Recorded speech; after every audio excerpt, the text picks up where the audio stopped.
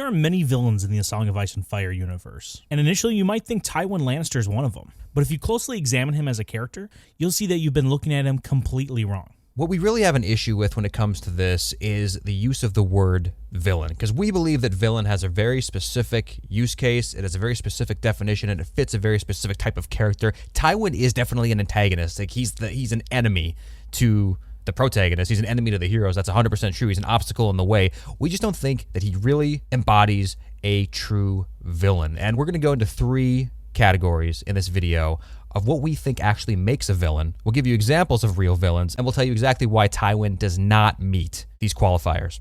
And if you want to see us defend real villains, go check out our other channel, Villain Lawyers, where we are their #1 advocates. You'll not see Tywin Lannister over there because he is not a villain.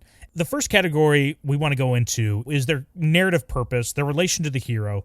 Tywin Lannister, like you said earlier there, Gator, he is in conflict with the heroes, and there's many examples of good people that are lawfully good that are antagonists to our heroes. For example, Tommy Lee Jones in The Fugitive, or Tom Hanks in Catch Me If You Can. These guys are good guys who are an antagonist, a force pushing against the protagonist in that story. So just because they're pushing against them does not mean they're inherently a villain, just means they're an antagonist. But because so many villains are antagonists, people just automatically associate the two. And I think a good example of villains that are antagonists, within A Song of Ice and Fire series, #1 is the White Walkers, right? Yeah, for sure. White Walkers are definitely an example of just pure villains. They're probably the purest force of villain because they just want to do all this bad stuff for seemingly no reason, right? They're just programmed to do it. They're literally a force of nature for villainy, and they're super cold. Not a fan of that. I prefer the warmth. But you're exactly right. An antagonist, he's working against the motivations of the main characters in some way, but that doesn't mean that he's necessarily a villain. Think like in a lot of anime, you have like a rival character that's very extreme. I guess like what's a really notable example in Dragon Ball, right? Think about Piccolo in Dragon Ball, really early. He is Goku's enemy. He has to go and fight Goku at the tournament stage. Piccolo has killed people. He wants to defeat Goku as well, but he's not really a villain. And we see that immediately afterward. He like joins the crew, right? And he just kind of slowly softens up over time. Vegeta is very similar in Dragon Ball as well. He starts off more so as a villain, but ultimately he's not a villain either. He's just a hard ass, right? He's a hard ass being controlled by the real villain of the show, which is Frieza. So, and Frieza, by the way, has all of the qualities that makes a true villain that we'll be discussing in this as well. But yes, definitely in terms of relation to the heroes, Tywin does not meet that qualification. Think about the Battle of the Five Kings. He definitely almost fits that rival role to somebody like Robb or any of the other military leaders engaged in that war, right? Like he's one of the 5 generals that are all competing in this thing, right? There's not like 2 clear good guy, bad guy sides. I mean, there are in Song of Ice and Fire, but it's not Tywin, it's Joffrey. Joffrey is painted as the villain in that scenario. Tywin is just like the hammer of Joffrey, and it's made very clear the whole time that Tywin is in no way controlled by Joffrey. You know what I mean? If anything, it is the reverse. He kind of lets Joffrey be a villain, but it's unrelated to his quest, and it's unrelated to Robb. You know what I'm saying? Robb and Tywin are much more so like butting heads, and you even see that mutual respect from Tywin that you see a lot of times from these, what do you want to call them, like anti-villains? Yeah, anti-villains is a good way of saying it. And it's funny, too, the Song of Ice and Fire, just in general, George loves having these gray characters, and there'll be people online that will, anytime they hear gray characters, they'll get triggered because then you'll somehow try to justify any person within the Song of Ice and Fire series because George said gray character once, and like, oh, not every person can be a great character. It's like, there's very few examples of pure good characters in the Song of Ice and Fire series, and that's just realistic to the world. So inherently within this universe, you're going to have more gray characters, which is not a bad thing, right? Tyrion is some person we sympathize with, good attributes to him. Also, clearly antagonist to the good guys, right? And by the end, like, current Tyrion, it's hard to argue that he's not on his, like, villain arc right now, where he definitely is thinking about doing disgusting things to his sister right now. Oh, yeah, dude. Within the book series. We're trying to make this clear here. There are villains, antagonists, heroes, and protagonists, and not all of them are, like, a one-for-one. Like we said, there are villains that are not antagonists. Like, I think Littlefinger would be a villain that is not necessarily always an antagonist. He comes and goes. He'll help the heroes out, but then he has kind of his own motivations. But yeah, I'd like to see this like Venn quadrogram that you're like that you're constructing with this. Like, okay, it's sometimes I know exactly what you're saying though. No, you're right, and I feel like with the Tyrion thing, I feel like Tywin is really only seen as a villain, like put in that villainous category. kind of because of how way he treats Tyrion. You know what I mean? People just have this obsession with Tyrion. If it wasn't for that, I don't think people would see him as a villain. They would just see him as an antagonist, you know? Especially the way, like, remove Tyrion from the equation. Yeah. Dude, he spanks Joffrey. Like, the fandom hates Joffrey, right? And when you're watching the show for the first time or reading the books for the first time, it's hard not to hate Joffrey and Cersei, right? But Tywin just rolls in there, and he's a hard ass, and he's still on their side, but he puts them in their place. He pounds them into the ground when he needs to. You know what I mean? If it wasn't for Tyrion's little Coomer ass being over there playing victim, my daddy doesn't love me. If it wasn't for that, no one would think he was a villain. And also the Venn diagram that you're not able to visualize here, Gator, but like protagonists, not always heroes. Like Thanos in Infinity War, he's clearly the protagonist in that story, but he's not the hero, right? Tony Soprano, protagonist, but not the hero. The clear heroes are the antagonists in that story, which is Iron Man or the FBI when it comes to Tony Soprano. Tony Soprano has antagonists that are not heroes as well, but that's a good example of, you have a protagonist that you somewhat sympathize with to an extent because you're seeing how either competent they are or you see them on their journey and you almost make them the hero, but they're clearly not. The Penguin series, right? The new Penguin series. Yes. The Joker movie, you know, with Joaquin Phoenix. Like all these things. Yeah, there's a million examples of it. And a lot of times they make for much more interesting characters. And spoiler alert, Tywin is an amazing character. Dan and Dave has said that they view Tywin Lannister as lawfully neutral. They don't think of him as like, sadistic at all. They think of him as more of a, hey, I'm playing by the rules, but I live in this world. And George R. R. Martin has also stated that, like we said with the great characters, he likes writing characters when the heart is in conflict. So Tywin inherently has that to his character, which is why some people think he's villainous because he's antagonist with that attribute.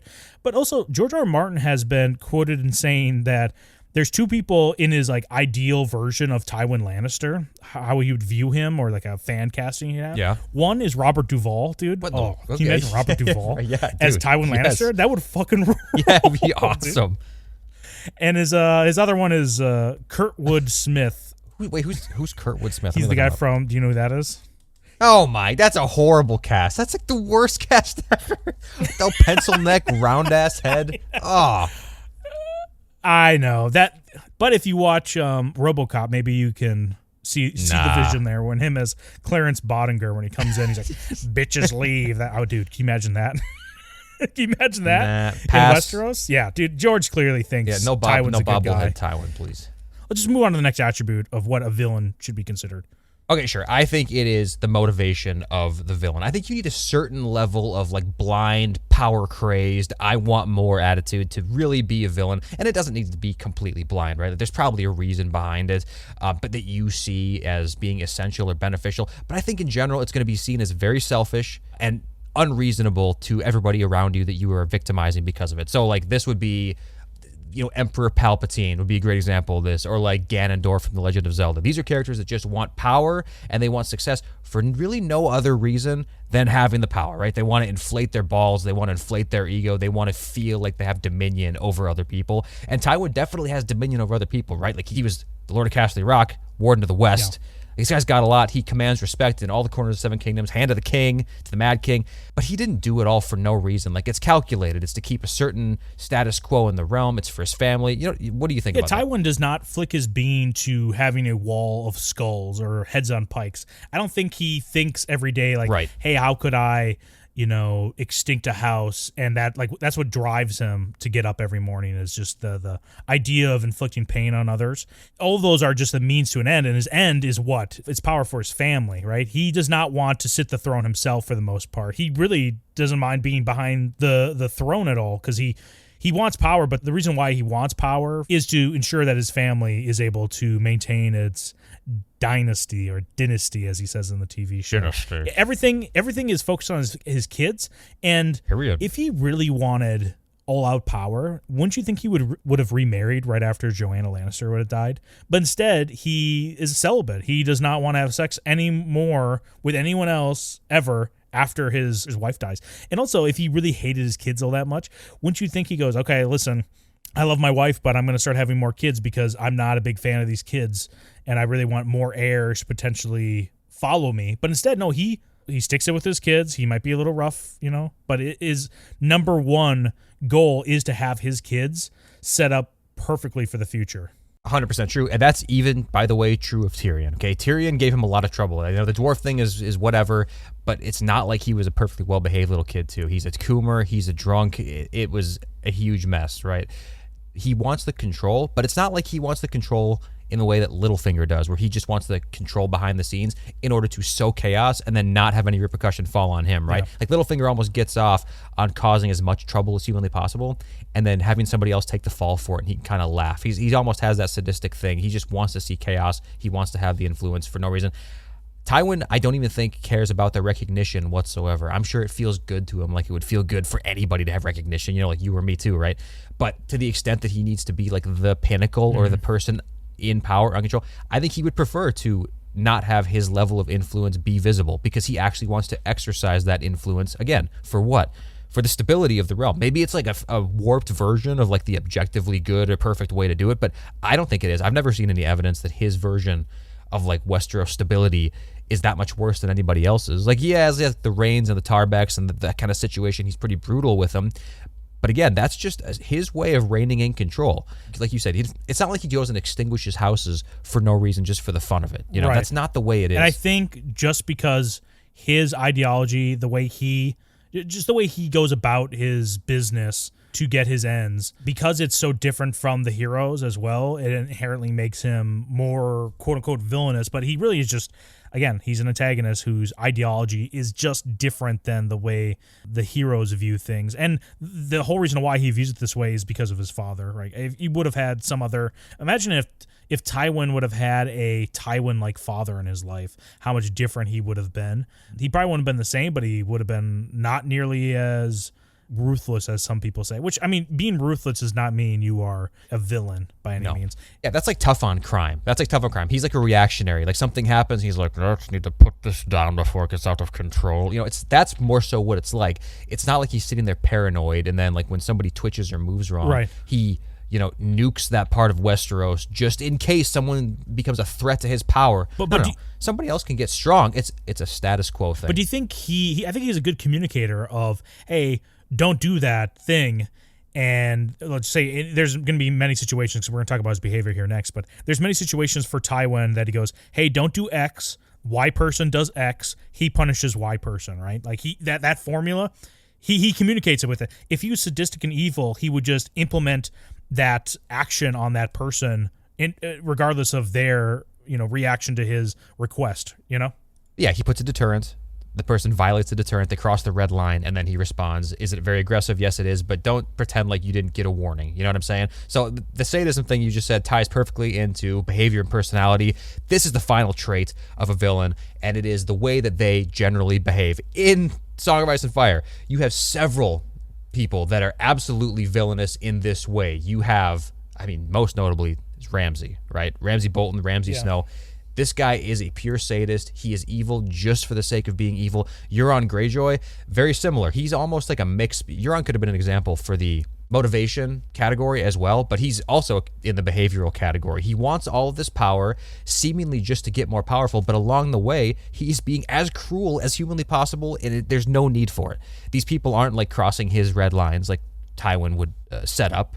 It's not a boundary that is set, and then Euron says, well, you shouldn't have done that. I told you not to. It's like, no, he's just chopping tongues, chopping balls. He's doing all of these things purely because he wants to. And obviously, dude, Ramsay goes without saying, right? Hunting young girls, raping them. He's masochistic too, by the way, Ramsay is. You know what he put himself through? He took Sansa to pound school. That could not have been fun. Yeah, well, also a book example for anyone that says, you guys ever read the books? No, we listen to him, of course. We don't read. That's true. Yeah, we listen to him. We do not read. But the Brave Companions is a great example of another just sadistic group and this is just a group of just these nasty little stinkers in the Riverlands right now. They're the ones that took off Jaime's hand for like no reason at all, other than they're like, listen, you would be funny if the greatest swordsman didn't have a hand. Won't that be funny? Is that a funny joke? Choppy. Turn him into Jaime's stink hand. But you know Lady Stoneheart, right? I've heard of her. Would you consider Lady Stoneheart a villain? Lady Stoneheart is she a villain?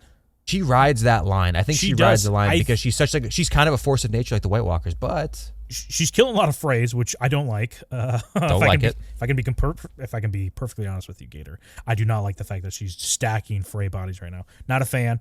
But yeah, Nope. she's one of those people where it could be a villain, but not an antagonist. But now she's starting to become an antagonist, right? Like she's kind of come into, Brienne of Tarth's way. So Yeah. I think I would consider her a villain. Yes, I would consider her a villain right now. But I think so she's too. on the side of quote unquote the good guys, right? That's exactly what's so confusing about this sometimes. Even though they are on the side of the good guys, the heroes, their behavior just screams villain. She seems to be sadistic. And it's not like she wants power or whatever, but her motivation just seems to be kill, kill, kill, even if it's like avenging her son or whatever. I think she's lost a lot of sight of what she really wants at this point, and yeah, she's undead or whatever, but that doesn't matter. That's like saying the White Walkers aren't villains because they're like, a force of nature. That's just not true. Well, even before that, Catelyn Stark, who Lady Stoneheart was in her previous life, right? The way she treated Jon Snow, is it that much different than the way Tywin treated Tyrion? The reason why Catelyn doesn't berate Jon as much as she probably wants to is because Ned's in the way. But if Tywin had Joanna Lannister in the way, but then if Joanna Lannister lived, that would be a completely different story, I think. Imagine if Catelyn didn't have Ned there, how Jon would be treated by her. And is that very similar to the way Tywin treats Tyrion? I would say yes. I would say yes too, man. It might even be more acceptable in Tywin's case because, one, they have this, old medieval belief, the Tyrion being the way he was, killed Joanna, which, I mean, listen, maybe it's true. Maybe there's some kind of complication there, but they believe it's almost like a malicious intent sort of thing. He is also a dwarf, so his house is now going to be looked down upon a little bit. And this kid turned out to be a coomer and yes, a simp and an alcoholic.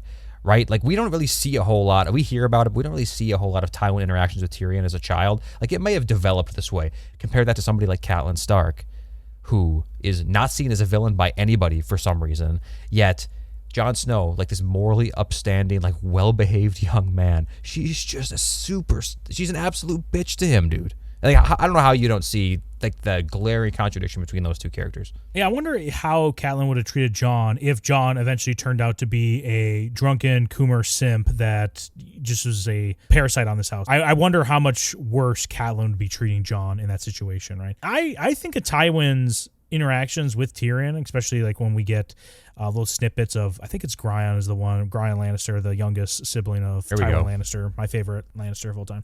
He's trying to teach Tyrion how to do like tricks and like flips and stuff. And Tywin's like, knock that shit off. You're not going to look like a court jester.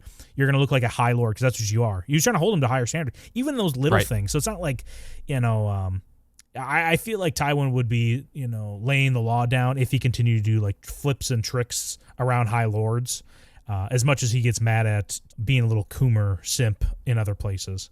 Oh yeah, listen. You don't have to convince me, man. I don't think that Tywin in any way was treating Tyrion poorly. I can't even imagine that scenario like that you described the comparison because Catelyn treats Jon so poorly anyway. I can't even imagine if he turned out to be worse. Maybe it'll be a little Uno reverse action. You know what I mean? Maybe she wants a little bad boy. Jon does look a whole lot like Ned.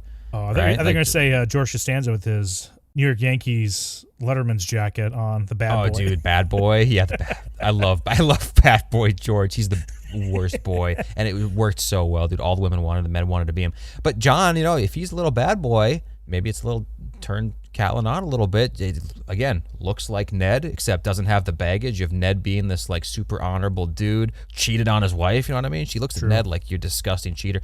Looks at Jon like, oh, dude, this pure little specimen, young version of my husband. Like, I remember those days.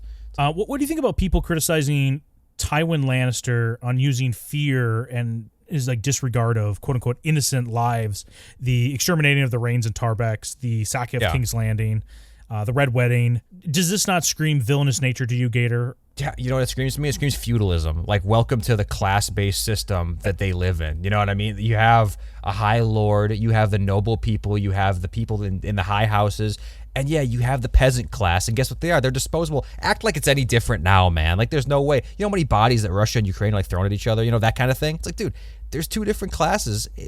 They're not villains, man. They're not villains. Yeah. Tywin is not a villain. He's just operating in the system in which he lives. I'm sure if he developed like a personal connection with one of these lowly people, you know what I mean? He might not send him to battle or whatever, but until that time, he's just another face in the crowd. He's got to go do his duty for his liege lord. If he shows weakness or softness, Like, what's that going to do? What does that really teach anybody? It doesn't teach him to respect Tywin as a leader. I tell you that right now. Yeah. Ned Stark does the same thing, by the way. Mr. Honorable. If he ever had to go to war, guess what? He's going to have how many, innocent northern peasants on the front lines being taken to pound school by the enemy. Right, like Robert's Rebellion. We think of that as a just, 100%. or for the most part, just response by not just.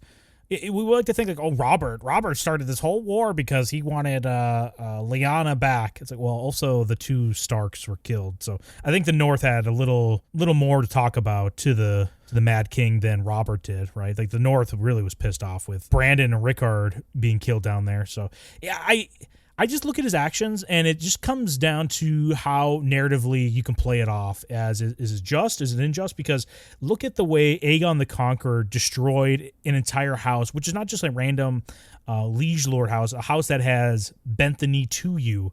The Heron the Black, who is just about to complete the most magnificent castle in all of Westeros, is destroyed because Aegon wanted him to bend the knee, which Aegon had no claim to it other than he just wanted the kingdoms united under his incestuous foot.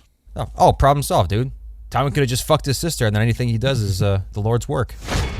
Hey, thanks for watching this video. Be sure to subscribe if you want to see more content like this, and smash that like button. Or not, we don't care.